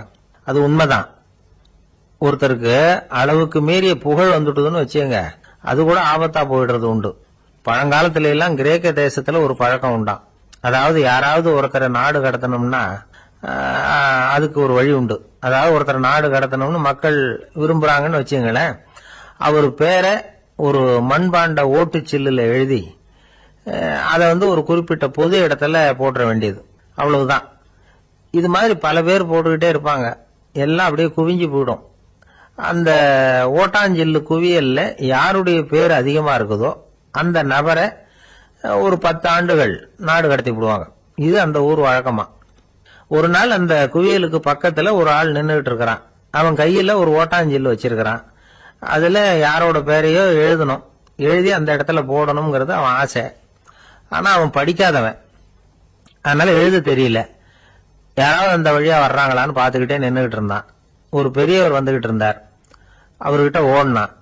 கையில் இருந்த மண்பாண்ட சில்ல கொடுத்தான். ஐயா, இதுல ஒரு பேர் எழுதி கொடுங்களேன்னா அந்த பெரியவர் அதை வாங்கி கையில வச்சுக்கிட்டு, என்ன பேர் எழுதணும் சொல்லு அப்படின்னா இவன் சொன்னான், அரிஸ்டைடிஸ் அப்படின்னு எழுதுங்க அப்படின்னா. இதை கேட்டதும் அந்த பெரியவருக்கு அதிர்ச்சி. ஏன்னா அவரு தான் அரிஸ்டைடிஸ், தத்துவ மேதை அரிஸ்டைடிஸ் அவர். இருந்தாலும் நான் தான் அதுங்கிறத காட்டிக்காம அந்த ஆளுகிட்ட கேட்டார், அது சரிப்பா, அரிஸ்டைடிஸ்ங்கிற பேரை எழுத சொல்ற, அவர் உனக்கு என்ன கெடுதல் பண்ணார், அவர் பேரை இதுல எழுத சொல்றிய அப்படின்னு கேட்டிருக்கார். அதுக்கு இவன் சொன்னானா, அவர் எனக்கு எந்த கெடுதலும் பண்ணல, அவரை நான் பார்த்தது கூட இல்லை அப்படின்னு இருக்கான். அப்புறம் எதுக்காக அவரை நாடு கடத்தணும்னு நீ ஆசைப்படுற அப்படின்னு கேட்டிருக்கார். இப்போ அந்த ஆளு சொல்றான், அரிஸ்டைடஸ பத்தி எல்லாரும் பேசுறாங்க, அவர் ரொம்ப நல்லவர், அவர் ஒரு பெரிய அறிவாளிங்கிறாங்க, அவர் ஒரு பெரிய வள்ளல், பேரறிஞர், இப்படி எல்லாரும் சொல்றதை கேட்டு கேட்டு எனக்கு ரொம்ப அழுத்து போயிட்டுது, அதனாலதான் வெறுப்பாயிட்டேன் அப்படின்னு நானா. இதுல இருந்து என்ன தெரியுது, நாம நல்லவனா இருக்கிறதுல ஒன்னும் இடைஞ்சல் இல்லை. ஆனா நம்மள நல்லவன் நல்லவன் எல்லாரும் சொல்ல ஆரம்பிச்சுட்டாங்கன்னு வச்சுக்கோங்க, அப்ப இடைஞ்சல் ஆரம்பம்னு அர்த்தம். எதுவுமே அளவுக்கு மிஞ்சி போகாம பாத்துக்க வேண்டியது ரொம்ப அவசியம். அளவுக்கு அதிகமா ஆசைப்படாதவங்கள ஆபிரகாம் லிங்கனும் ஒருத்தரான். அவரு ஒரு தடவை தன்னுடைய நண்பர்கள் கிட்ட பேசிக்கிட்டு இருந்தாராம். ஒருத்தர் கேட்டிருக்கார், ஒரு மனுஷனுக்கு கால்கள் எவ்வளவு உயரம் இருக்கணும் அப்படின்னு கேட்டாராம். இதுக்கு ஆபிரகாம் லிங்கன் சொன்னாராம், அது என்ன, இடுப்புல இருந்து தரையை தொடுற அளவுக்கு உயரம் இருந்தா போதும் அப்படின்னாராம். எது ரொம்பவும் கஷ்டமான காரியம் அப்படின்னு கேட்டார் ஒருத்தர். ஒருத்தருக்கு ஒருத்தர் சண்டை போடாம இருக்கிறது தான் ரொம்ப கஷ்டமான காரியம் அப்படின்னு தோணுது. ஒரு நாட்டுக்கும் இன்னொரு நாட்டுக்கும் சண்டை, நாட்டுக்குள்ளேயே ஒரு குரூப்புக்கும் இன்னொரு குரூப்புக்கும் சண்டை. ஏன் சண்டை போட்டுக்கிறீங்கன்னு கேட்டு பாருங்க, நாங்க சமாதானத்துக்காக தான் சண்டை போட்டுக்கிறோம் அப்படிம்பாங்க. வாழறதுக்காக பிறந்த மனுஷன் லட்சியத்துக்காக உயிரை விட தயார் அப்படின்னு சொல்லிட்டு இருப்பான். அப்படி உயிரை விடுறவங்கள நாமளும் பாராட்டுவோம். ஆனா ஒண்ணுமில்லாத விஷயங்களுக்கெல்லாம் சண்டை போடுறவங்களெல்லாம், அப்படிப்பட்டவங்களையும் சரி உயிரை விடுறவங்களையும் சரி என்னன்னு சொல்றது, யுத்தங்களாலேயும் சண்டைகளாலேயும் நாம் அடையிறது என்னங்கிறது ஒரு பக்கம் இருக்கட்டும், இழக்கிறது என்ன தெரியுமா, ஏராளமான உயிர்கள். ரத்தம் சிந்தறதுக்கு நான் தயார் அப்படின்னு மார்தட்டி சொல்லலாம், ஆனா ரத்தம் சிந்தினா உயிர் காத்துக்கிட்டு இருக்க தயார் இல்லை. அதாவது உயிர் நமக்காக காத்துக்கிட்டு இருக்க தயார் இல்லை. இழக்கிற ரத்தத்தை ஈடு கட்டினாதான் உயிரை காப்பாற்ற முடியும். அதனால இது சம்பந்தமா ஆராய்ச்சி செய்யற கட்டாயம் ஏற்பட்டு போச்சு. அதோட விளைவா புதுசா ஒன்றை கண்டுபிடிச்சிருக்கிறாங்க. அதுதான் செயற்கை ரத்த பொடி. இப்ப இந்த திடீர் சாம்பார் பொடி, திடீர் ரசப்பொடி, திடீர் காப்பி பொடி இப்படிலாம் சொல்றோம்ல, அது மாதிரி இது திடீர் ரத்த பொடி. இஸ்ரேல் ஒரு சின்ன நாடு, மக்கள் தொகை குறைச்சல், அதோட போர்கள் வேற. அதனால காயம்பட்டவங்களை காப்பாற்றியே தீர வேண்டிய கட்டாயம். காப்பாற்றணும்னா ரத்த இழப்பை தடுக்கணும். அப்படின்னா உடனடியாக புது ரத்தம் செலுத்தி ஆகணும். திடீர்னு ரத்தம் வேணும்னா எங்கே போகிறது? அதுவும் கிடைக்கிற ரத்தம் சேர்ற குரூப்பாக இருக்கணும். ஒரு வேடிக்கை பார்த்தீங்களா, நான் வேற குரூப்பு நீ வேற குரூப்புன்னு இவன் சண்டை போடுறான். இதில் அடிபட்டவனுக்கு ரத்தம் கொடுக்க போனால் அதுலேயும் அது வேற வேற குரூப்பாக இருக்குது. அது ரத்தமும் வேற வேற குரூப்னு சொல்லிட்டு இருக்குது. எந்த குரூப்பு ரத்தம் வேணும், அது உடனடியாக கிடைக்கலன்னா என்ன பண்ணுறது? இப்படிப்பட்ட கஷ்டம்லாம் நமக்கு வந்துடுது. இதுக்காக தான் விஞ்ஞானிகள் இந்த ரத்த பொடியை கண்டுபிடிச்சிருக்கிறாங்க. அதாவது ஒரு ஆள் அடிபட்டு போட்டான்னு வச்சுங்களேன், அவனுக்கு ரத்தம் கிடைக்கல, உடனே என்ன பண்ணலாம், இந்த சுத்தப்படுத்தப்பட்ட தண்ணீரை கொஞ்சம் எடுத்துக்க வேண்டியது, அதில் இந்த ரத்த பொடியை கரைக்க வேண்டியது. இப்போ இந்த செயற்கை ரத்தம் தயாராகிட்டுது. இதை அந்த ஆள் உடம்புல ஏற்றி விட்டுற வேண்டியது. இயற்கையாக நம்ம உடம்புல இருக்கிற ரத்தம் என்னென்ன வேலை செய்யுதோ அதே வேலையை இதுவும் செய்யும். அதாவது ஆக்சிஜனை உடம்புல எல்லா இடத்துக்கும் எடுத்துகிட்டு போகுது. அந்த வேலையை இந்த செயற்கை ரத்தமும் செஞ்சுருது. ஆனால் ஒரு விஷயம், இந்த செயற்கை ரத்தம் ஒரு அவசரத்துக்கு தான் உபயோகப்படுத்தலாம், ஒரு முதல் உதவி மாதிரி. அதை அப்படியே நிரந்தரமாக விட்டுற முடியாது. பின்னாடி தேவையான குரூப்பு உண்மையான ரத்தம் கிடைச்ச உடனே அதை செலுத்திக்கணும். உண்மையான ரத்தத்தை 20லேருந்து 40 நாள் வரைக்கும் தான் பாதுகாக்க முடியும். அதுவும் குளிர்பதன பெட்டியில். அதுக்குள்ளே உபயோகப்படுத்தலைன்னா அது வீணாக போயிடும். இந்த ரத்த பொடி அப்படி இல்லை, எவ்வளோ நாள் வேணும்னாலும் அப்படியே வச்சிருக்கலாம்.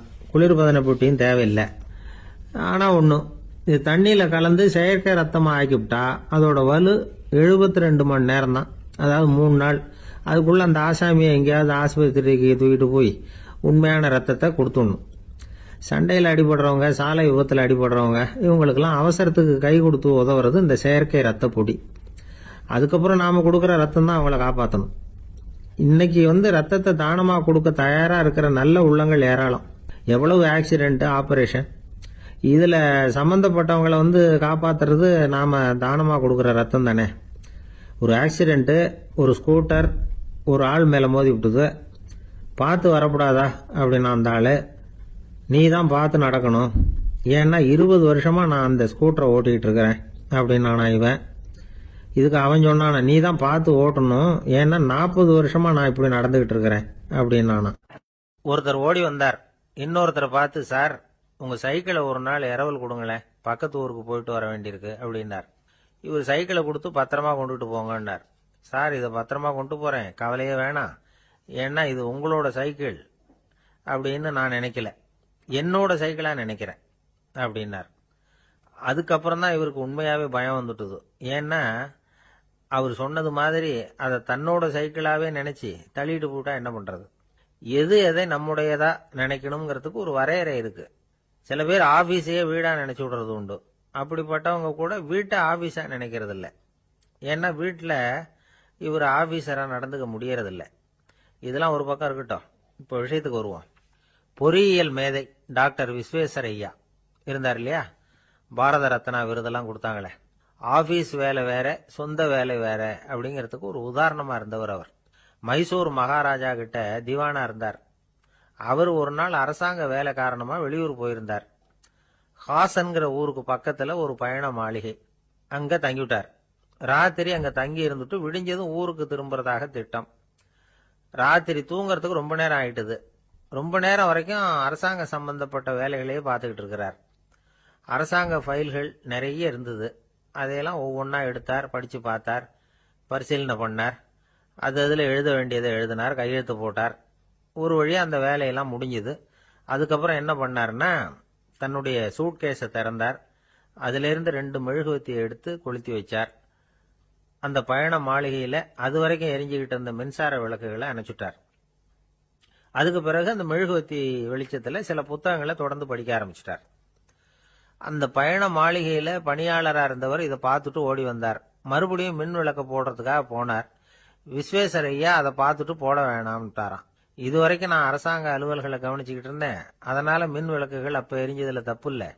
இப்போ நான் புத்தகம் படிச்சுக்கிட்டு இருக்கேன், இது என்னுடைய சொந்த வேலை, இங்கே இருக்கிற மின் விளக்கு அதுக்காக ஏன் எரியணும் அப்படின்னு கேட்டாராம். இப்போ இருக்கிற சில அரசு பணியாளர்கள் கிட்ட இந்த சம்பவத்தை பேச்சோட பேச்சா சொல்லி பார்த்தேன். அவங்களால இதை ஜீரணிக்கவே முடியல. நேர்மை தேவைதான் சார், அதுக்காக அவ்வளவு தூரத்துக்கு அது தேவையா அப்படிங்கிறாங்க. விஸ்வேஸ்வரய்யா அப்படி பண்ணினது தான் ஒரு நேர்மையாளர் அப்படின்னு இந்த உலகத்துக்கு நிரூபிக்கணுங்கிறதுக்காக இல்லை. தான் அப்படி நடந்து காட்டினா தன்னை சுற்றி இருக்கிறவங்களும் அதை கேள்விப்படுறவங்களும் முடிஞ்ச அளவுக்கு பொது வாழ்க்கையில், அரசு பணியில் நேர்மையை கடைபிடிக்க முயற்சி பண்ணலாமே அப்படிங்கிறதுக்காகத்தான். இப்பவும் சில பேர் இருக்கிறாங்க, இவங்க ஆஃபீஸ் வேற வீடு வேறன்னு நினைக்கிறது இல்லை, அவ்வளவு உரிமை. ஒருத்தர் அப்படிதான், அவருக்கு அவசரமா 5000 ரூபாய் தேவைப்பட்டது. ஆபீஸ் பணத்தை எடுத்துக்கிட்டார். அந்த நேரம் பார்த்து ஆடிட் வந்துட்டுது. ஆப்பிட்டுக்கிட்டார். விசாரணை நடக்குது. அவர் சொல்றார், சார் நான் நேரம் காலம் பார்க்காம ஆபீஸில் வேலை செய்வேன், ஏன்னா அதை என்னோட ஆபீஸா நினைக்கிறேன். அவசரத்துக்கு அந்த பணத்தை எடுத்தேன், மறுபடியும் வச்சுடலாம்னு தான் இருந்தேன், அதுக்குள்ள இப்படி ஆயிட்டுது.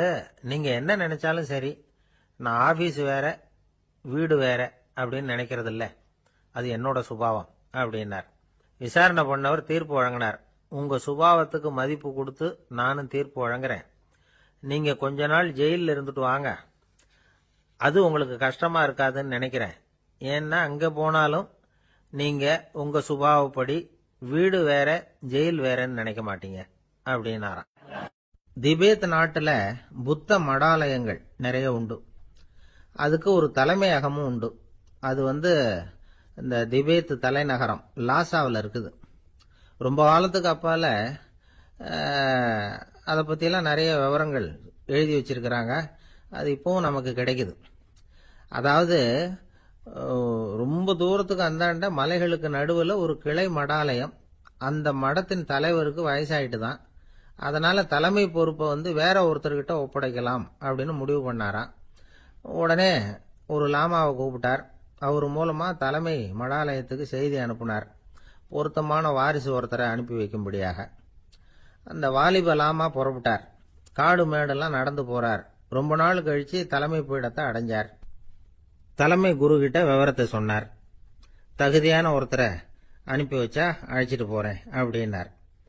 சரி, நாளைக்கு காலையில் நீங்க அவங்க எல்லாரையும் அழைச்சிட்டு போகலாம்னார் அவரு. அவங்க எல்லாரையுமா? அங்க தேவைப்படுறது ஒருத்தர் தானே அப்படின்னார் இவர். ஆமான்னார். அப்புறம் ஏன் எல்லாரையும் அழைச்சிட்டு போக சொல்றீங்கன்னார். அது இப்போ உனக்கு புரியாது. நான் ஒரு 100 பிக்குகளை அனுப்புறேன், அதாவது பிட்சுகளை. அவ்வளவு பேரையும் அங்க வச்சு சமாளிக்க முடியாது அப்படின்னாரு இவரு. இருந்தாலும் இப்ப அந்த தலைமை குரு என்ன சொன்னார்னா, அதை பத்தி கவலைப்படாத, நான் 100 பேரை அனுப்புறேன். அதுல 99 பேர் வழியிலேயே காணாம போடுவாங்க, ஒருத்தன் மட்டும்தான் வருவான். அவனும் அங்க சேர்ந்துட்டானா நீ ரொம்ப கொடுத்து வச்சவன் அப்படின்னார். இவருக்கு ஒன்றும் புரியல. இருந்தாலும் மறுநாள் அந்த வாலிப லாமா 100 பேரை அழைச்சிட்டு புறப்பட்டார்.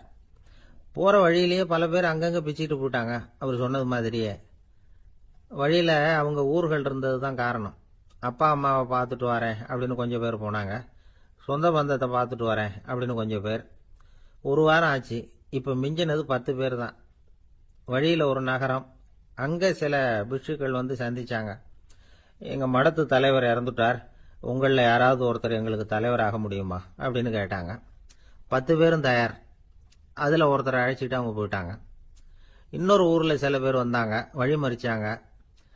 நில்லுங்க, எங்க மன்னர் மகளுக்கு திருமணம், அதை நடத்தி வைக்க 3 லாமாக்கள் தேவை அப்படின்னாங்க.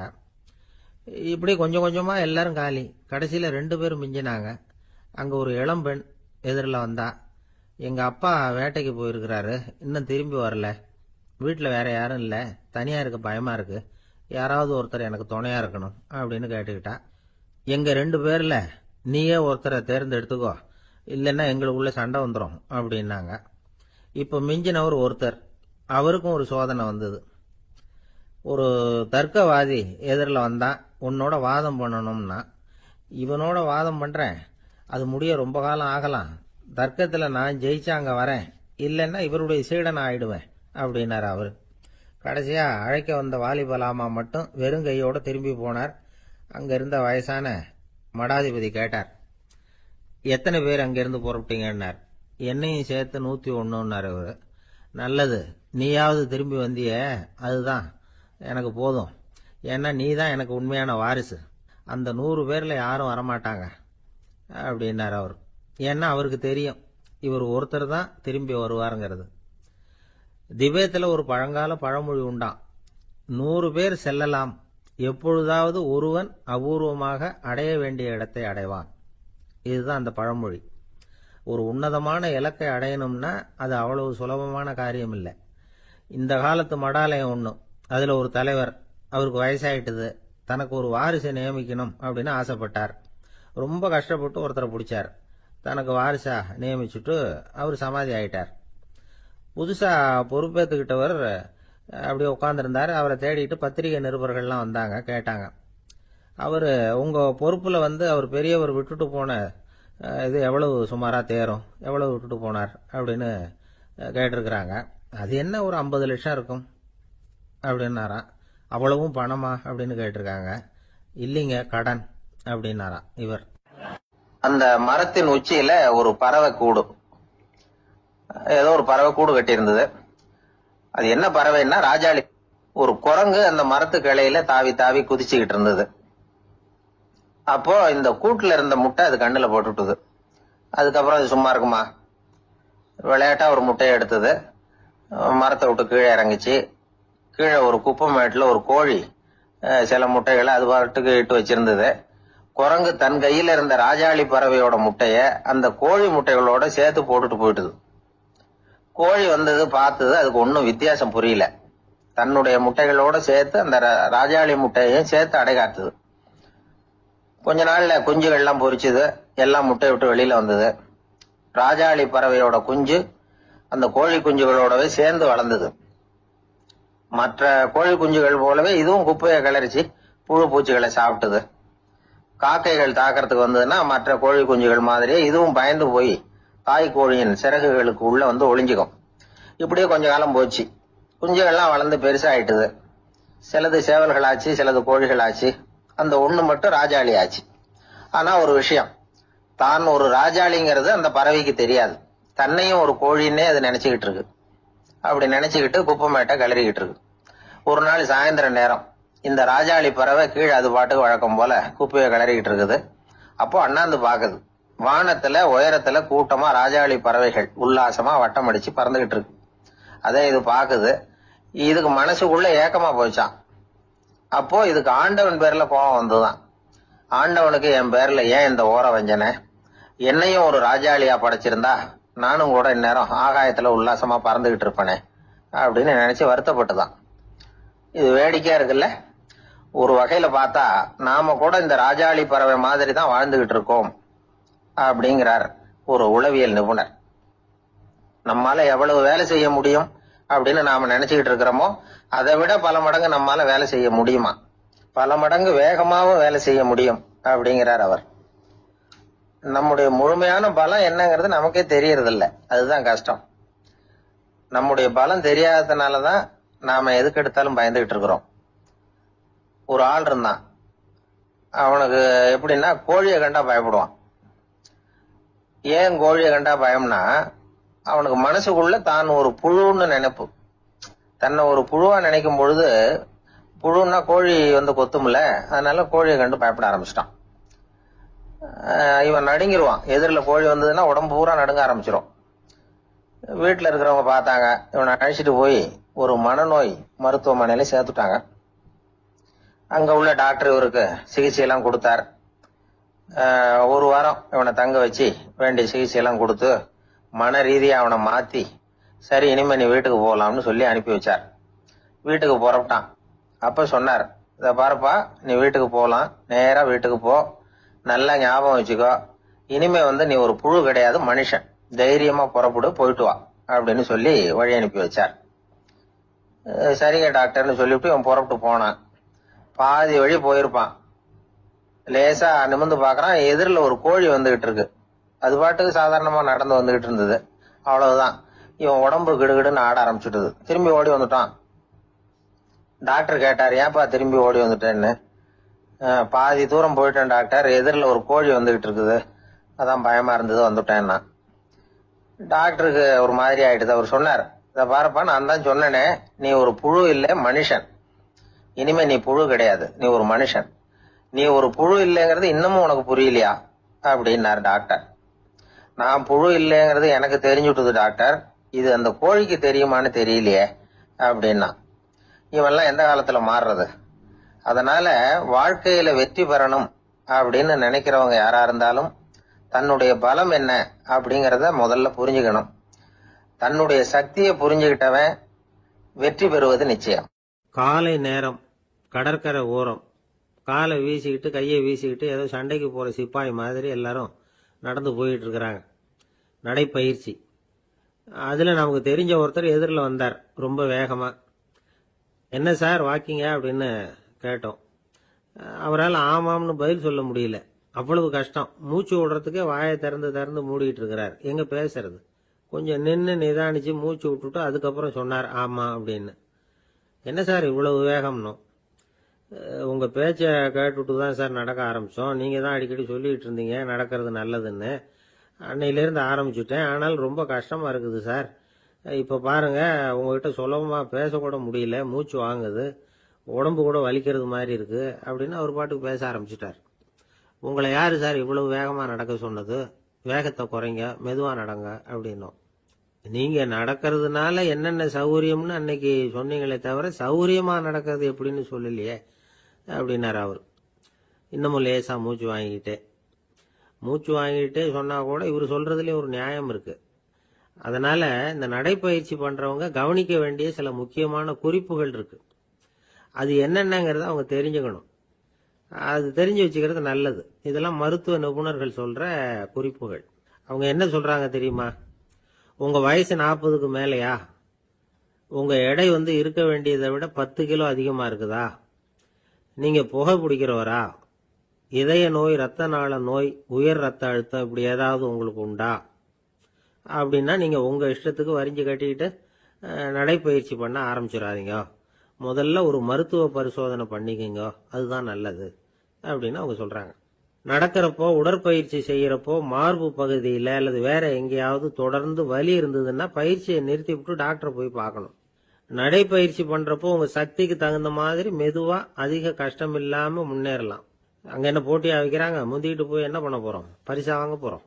அதனால நிதானம் அவசியம் அப்படிங்கறது அவங்க ஆலோசனை. தொந்தரவு கொடுக்காத ஷூ, ட்ரெஸ் இதுகளை உபயோகப்படுத்துங்க. பாதத்துல ஆடு தசை இருக்குல்ல, அங்க ஏதாவது பிரச்சனை இருந்ததுன்னா டாக்டரை பாருங்க. இந்த பாதத்துல வலி வரும் அந்த இடத்துல. வெயில் காலமா இருந்தா தலைக்கு தொப்பி வச்சுக்கோங்க. பனியில நடந்தாலும் அப்படித்தான். தலையை பத்திரமா பாத்துக்குங்க. நம்ம கிட்ட ஏதோ கொஞ்சம் உருப்படியா தெரியறது அதுதானே. உடற்பயிற்சிக்கு முன்னாடி பின்னாடி பயிற்சி செய்யறப்போ நிறைய தண்ணி குடிக்கலாமா. முதல் 1 மாசத்துக்கு கொஞ்சம் தளர்த்தியா சாவகாசமா நடக்கலாம். மணிக்கு 3 அல்லது 4 கிலோமீட்டர் வேகம்னு வச்சுங்களேன். அதுக்கப்புறம் வேகத்தை அதிகப்படுத்தலாம். மணிக்கு 6 அல்லது 8 கிலோமீட்டர் அளவுக்கு நடக்கலாம். நல்லா கையை வீசிக்கிட்டு நடக்கணும். மூச்சு விடுற எண்ணிக்கை அதிகரிக்கணும். இது மாதிரி ஒரு 30 நிமிஷம் நடக்கலாம். தனியா நடந்து போறதுக்கு உங்களுக்கு என்னமோ மாதிரி இருக்குதா? கூட யாரையாவது சேர்த்துக்குங்க. ஒரு குரூப்பா சேர்ந்து போகலாம். நடக்கிறதுங்கிறத ஒரு சந்தோஷமான சமாச்சாரமா ஆக்கிக்கணும். தினம் இப்படி நடக்க வேண்டி இருக்குதே அப்படின்னு புலம்பிக்கிட்டே போகக்கூடாது. சில பேர் நடக்கிறப்போ கடந்த காலத்தை அசை போட்டுக்கிட்டே போவாங்க. சில பேர் வருங்காலத்தை அசை போட்டுக்கிட்டே போவாங்க.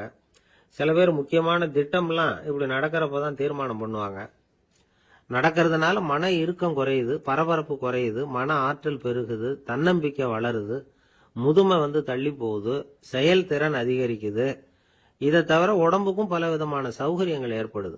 அதனால இதுவரைக்கும் நடக்க ஆரம்பிக்காதவங்க இனிமே இந்த குறிப்புகளை கவனத்துல வச்சுக்கிட்டு நடக்க ஆரம்பிச்சுடலாம். சார்லஸ் லேம்ப் அப்படின்னு ஆங்கில இலக்கிய மேதை ஒருத்தர், அவர் ஒரு தரம் உடம்பு சரியில்லைன்னு டாக்டர் கிட்ட போனாராம்.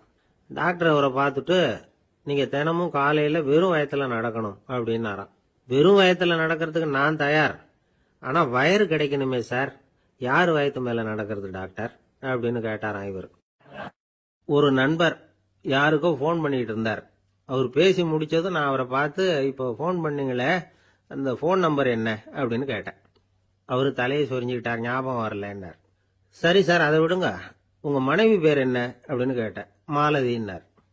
என்ன சார் இது வேடிக்கை? கொஞ்ச நேரத்துக்கு முன்னாடி பேசின போன் நம்பர் மறந்து போச்சு. எப்பவோ கல்யாணம் பண்ணிக்கிட்ட மனைவி பேர் மறக்கல, அத கரெக்டா சொல்லிவிட்டீங்களே அப்படின்னு கேட்டேன். அவரு என்ன ஒரு மாதிரியா பார்த்தார். அவரு அப்படி என்ன பார்த்ததுல ஒன்றும் தப்பு இல்லை. ஏன்னா நாம எல்லாருமே அப்படித்தானே. ஒரு குறிப்பிட்ட காரியத்துக்காக தொலைபேசியில ஒருத்தட்ட பேசுறோம். அதுக்கப்புறம் அந்த எண் நமக்கு அனாவசியம், அதனால மறந்துடுறோம். இதுக்கு பேர் தான் தற்காலிக ஞாபகம். ஆனா மனைவி பேரை மறந்துட முடியுமா? முடியாது. அது அவசியமான ஒண்ணு. அடிக்கடி அந்த பேரை உபயோகப்படுத்துறோம். அதனாலேயும் அது முக்கியங்கிறதுனாலேயும் அதை மறக்கிறது இல்லை. இதுக்கு பேரு நிரந்தர ஞாபகம். சரி, இந்த தற்காலிக ஞாபகம், நிரந்தர ஞாபகம், இது 2 ஞாபக அளவுகளையும் கட்டுப்படுத்துறது எது அப்படின்னா மூளைக்குள்ள நடக்கிற மின்சார நடவடிக்கைகள் தான். தற்காலிக ஞாபகம் ஒரு மின்னல் மாதிரி தோன்றி மறையுது. நிரந்தர ஞாபகம் ஒரு படிவம் போல மூளையில படிஞ்சுடுது. ஒரு சம்பவத்தின் பல பிரதிகள் மூளையில பல்வேறு பகுதிகளிலேயும் படியறதுனால ஒன்னு மறைஞ்சாலும் மறந்தாலும் இன்னொன்னு மறையறதில்ல. இப்படிப்பட்ட நிலைமையில தான் இந்த தொண்டையில இருக்கு, வாயில வரமாட்டேங்குது சார் அப்படிமா. ஒருத்தருக்கு எந்த துறையில ஆர்வமும் ஈடுபாடும் அதிகமோ அது சம்பந்தமான ஞாபக சக்தி அதிகமா இருக்கும். தொழிலை விரும்புகிற ஒரு டெலிபோன் ஆபரேட்டருக்கு எண்கள்லாம் நல்ல ஞாபகம் இருக்கும். அது மாதிரி கவிஞர்களுக்கு வார்த்தைகள் நல்ல ஞாபகத்தில் இருக்கும். இது ஒரு பக்கம் இருந்தாலும் ஒரு மூளை எண்களை விட எழுத்துக்களை விட படங்களை ரொம்ப சுலபமா ஞாபகத்துல வச்சுக்குது. புரிஞ்சுக்கிற தன்மை, அனுபவம், புத்தி கூர்மை இது கூடி குறையறத பொறுத்து ஞாபக சக்தியும் ஏறும் இறங்கும். இப்போ உதாரணத்துக்கு ஒரு பையனுக்கு படிச்சது எதுவும் ஞாபகத்துல இல்லைன்னா அவன் அதை சரியா புரிஞ்சுக்கலன்னு அர்த்தம். இந்த மறதிங்கிறது எந்த சமயத்துல ஒரு பிரச்சனை ஆகுது தெரியுமா? உங்களுக்கு வேண்டியப்பட்ட ஒருத்தரை ஞாயிற்றுக்கிழமை சாயந்தரம் சரியா 5 மணிக்கு கடற்கரைக்கு வர சொல்லிவிட்டு அந்த நேரத்தை மறந்துட்டா அது பரவாயில்ல, வர சொன்னதையே மறந்துட்டாதான் நிலைமை மோசம்னு அர்த்தம். இப்படி இருந்தா இது சிகிச்சை எடுத்துக்க வேண்டிய நிலைமைங்கிறத புரிஞ்சுக்கணும். ஆமா, இதுக்கும் மருந்து இருக்கு. ஆனா மூளை குறிப்பிட்ட அளவுக்கு கீழே இயங்குறப்போ இன்னொன்னு சொல்லுவாங்க, இந்த நியூரோ டிரான்ஸ்மிட்டர் அப்படின்னு சொல்லுவாங்க. அப்படிங்கிற மூளை ரசாயனம் ரொம்பவும் குறைஞ்சி போறப்போ மட்டும்தான் உபயோகப்படும். டாக்டர் என்ன சொல்றாங்க தெரியுமா? மூளையை பொறுத்த வரைக்கும் அதுல ஞாபக சக்தி அதிகமா உள்ள மூளை, மறதி உள்ள மூளை அப்படின்னு ஒண்ணும் கிடையாது அப்படிங்கிறாங்க. நினைவு வச்சுக்கிறதுக்கு பயிற்சி அளிக்கப்பட்ட மூளை, பயிற்சியற்ற மூளை அப்படின்னு வேணும்னா சொல்லலாம் அப்படின்னு சொல்றாங்க. அதனால நம்ம ஞாபக சக்திங்கிறது நம்ம கிட்ட இருக்கிற பயிற்சி, முயற்சி இதை பொறுத்துதான் அமையும். ஒருத்தர் ஒரு பென்சிலை எங்கேயோ வச்சுக்கிட்டு தேடிக்கிட்டு இருந்தார். அப்புறம் என்னமோ தீவிரமா யோசனை பண்ணி அதை ஞாபகப்படுத்தி பார்த்துக்கிட்டு இருந்தாராம். எதிரில் உட்கார்ந்து இருந்தவர் சொன்னார், பென்சிலை தானே தேடிட்டு இருக்கீங்க, அது உங்க வலது காதுல இருக்குது சார் அப்படின்னாராம் அவரு. இதுக்கு அவரு சொல்லியிருக்காரு, பென்சிலை வலது காதுல தான் வச்சிருக்கேங்கிறது எனக்கு நல்லா ஞாபகம் இருக்கு, ஆனா எது வலது காதுங்கிறது தான் மறந்து போச்சு அப்படின்னாராம். அவர் அதை தான் யோசிச்சுட்டு இருந்திருக்கிறார். வயிறு பசிக்குதேங்கிறது சிலரோட கவலை, வயிறு பசிக்க மாட்டேங்குதே அப்படிங்கிறது சில பேரோட கவலை. 2 விதமான கவலைக்கும் வயிறு தான் காரணமா இருக்குது. வயிறு பசிச்சதுன்னா அது இயற்கை, வயிறு பசிக்கலைன்னா அது வியாதி. ஆனா பசியையும் நாம பசிப்பிணி அப்படின்னு தான் சொல்லுவோம். என்ன காரணம்? வியாதியை போக்க வேண்டியது எவ்வளவு முக்கியமோ அதை விட முக்கியம் பசியை போக்க வேண்டியது. ஒரு சமுதாயத்துல பசிப்பிணியே இருக்கக்கூடாது, அதுதான் நல்ல சமுதாயம். பசியை போக்கணும்னா சாப்பாடு போடணும், பசியின்மையை போக்கணும்னா வைத்தியம் தான் பண்ணணும். இது சம்பந்தமா எவ்வளவோ ஆராய்ச்சிகள் நடக்குது, நிறைய மருந்து கண்டுபிடிச்சிருக்கிறாங்க. நம்ம உடம்புல பசியை தூண்டக்கூடிய பகுதி எது, இதை முதல்ல தெரிஞ்சுக்கணும் இல்லையா? நாம சாப்பிடுற ஆகாரம் செரிக்கிறதுக்கு எது காரணம் தெரியுமா? நம்ம மூளையோட பின்பகுதி தான் அதுக்கு காரணமா இருக்குதாம். மூளையின் பின்பகுதியில நரம்பு செல்களால் ஆன 2 வகையான ஆரக்சின்கள் தான் பசியை உண்டாகுது அப்படின்னு கண்டுபிடிச்சிருக்கிறாங்க. 2 ஆய்வாளர்கள் இதை கண்டுபிடிச்சிருக்காங்க. அவங்க 2 பேரும் டெக்சாஸ் பல்கலைக்கழகத்துல ஹார்வர்டு ஹக்ஸ் மருத்துவ கல்வி நிலையத்தில் பணிபுரிகிறவங்களாம். உண்பது தேவைங்கிறது உணரப்படும் போது மூளையின் அந்த குறிப்பிட்ட பகுதி ஆரக்சின் அப்படிங்கிற ஹார்மோன்களை சுரக்கும். அது பசி உணர்வை தூண்டும் அப்படிங்கிறது தான் அந்த ஆய்வாளர்களின் கண்டுபிடிப்பு. இந்த ஆரக்சின் வேற சில உயிரினங்கள்லயும் உண்டு. இப்ப எலிகள்ல கூட இது இருக்குது. அதனால எலிகளை வச்சு இது சம்பந்தமா ஆராய்ச்சி பண்ணாங்க. எலிகள் உடம்புல ஆரக்சினை செலுத்தி பார்த்தாங்க. உடனே என்னாச்சு தெரியுமா? அந்த எலியெல்லாம் பசியால துடிக்க ஆரம்பிச்சுட்டுது. எதையாவது தின்னு பசியை தீர்த்தா போதுங்கிற அளவுக்கு அந்த எலிகள்லாம் அல்லாட ஆரம்பிச்சுட்டுது. இயல்பா சாதாரணமா அந்த எலிகள் எவ்வளவு சாப்பிடுமோ அது மாதிரி 8 முதல் 10 மடங்கு அதிகமான ஆகாரத்தை 1 மணி நேரத்துக்குள்ள சாப்பிட்டு தீர்த்துட்டுதான். சில எலிகளின் மூளையில இந்த ஆரக்சின் அளவை கட்டுப்படுத்தி பார்த்திருக்கிறாங்க. உடனே என்னாச்சு தெரியுமா? அதெல்லாம் சாப்பாட்டை கண்டா முகத்தை திருப்பிட்டு போக ஆரம்பிச்சுட்டுதான். அந்த எலிகளுக்கு பசி எடுக்கலையா. இந்த ஆராய்ச்சியின் அடிப்படையில பசியை எடுக்காமல் இருக்கிற மனிதர்களுக்கும் பசியை தூண்ட முடியும் அப்படின்னு சொல்லி ஆராய்ச்சியாளர்கள் தெரிவிச்சிருக்கிறாங்க. ஆக ஆரக்சின் தான் பசிக்கு காரணம்ங்கிறது தெரிஞ்சு போச்சு. சரி, இந்த ஆரக்சின் அப்படின்னா என்ன? அது ஒரு கிரேக்க சொல், அதுக்கு பசின்னு அர்த்தம். நம்ம ஆளுங்களுக்கெல்லாம் பசியை தூண்டுறதுக்கு மருந்து தேவையில்லை, பசியை குறைக்கிறதுக்கு தான் மருந்து தேவை. ஒரு அம்மா டாக்டரை தேடி